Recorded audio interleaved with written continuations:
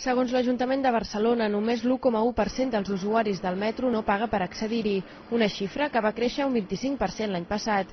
Tot i això, la xifra encara és molt més baixa que en grans ciutats europees. Tot i que a Brussel·les, per exemple, al voltant del 3% dels usuaris no paguen al metro, els que ho fan són mostra de civisme perquè no tenen barreres per accedir-hi. A la capital belga, una ratlla de color vermell pintada al terra és l'únic que indica que ja ets dins les instal·lacions del suburbà.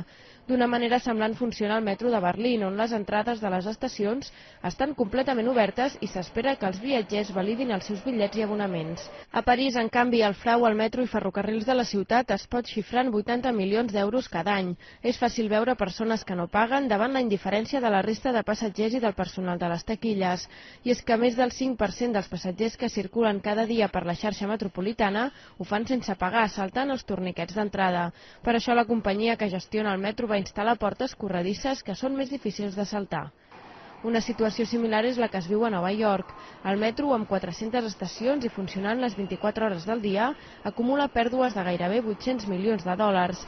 Cada any escassen 41.000 viatgers per anar sense bitllet que han de pagar multes del voltant dels $100, unes tarifes que van revisar fa 2 anys per lluitar contra la picaresca dels seus usuaris.